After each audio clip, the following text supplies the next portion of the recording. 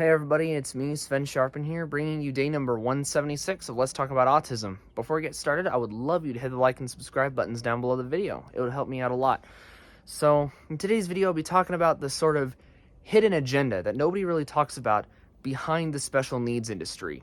So I talked about who special needs is and sort of the things they do in yesterday's video. But today I'll be talking about their agenda. So, SPED, obviously, as I mentioned yesterday, mentions to save your kid from a debilitating disability.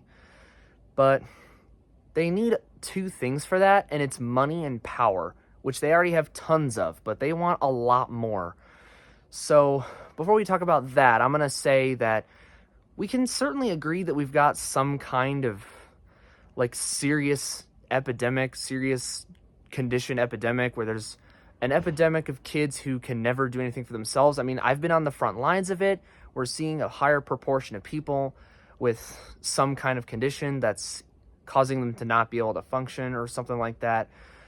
So I think reasonable people can agree that there is something like that, and it will definitely cause societal issues if it continues to become a bigger and bigger proportion of the population. But the special needs industry, obviously they love that. They love that there's an epidemic that they can use to justify getting money and power.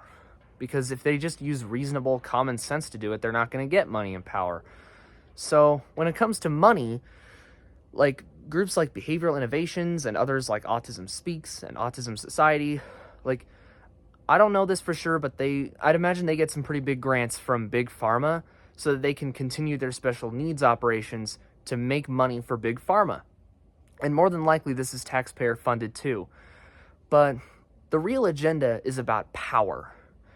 A good example I can find is Pfizer, who makes Zoloft, the sertraline drug, gives about $1 million at least to Bernie Sanders every time his election comes up.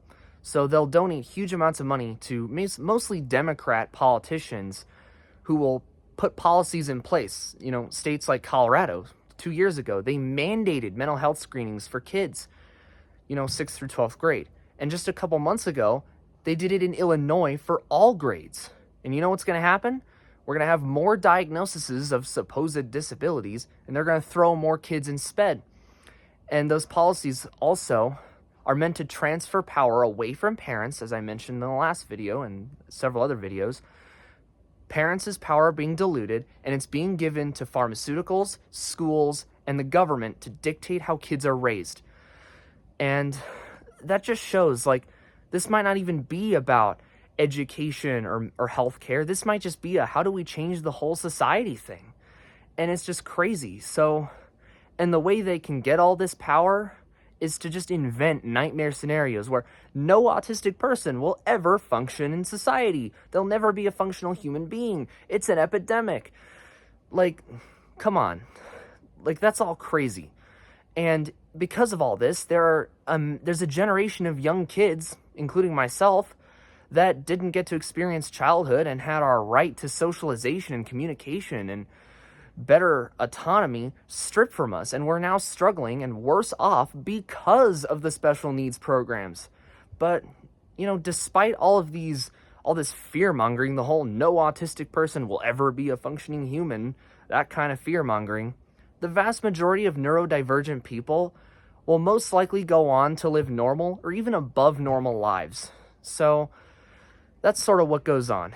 It's less about healthcare and more about control. Thank you for watching this video. That was day 176. I hope you enjoyed it. I'll see you on day 177, and goodbye.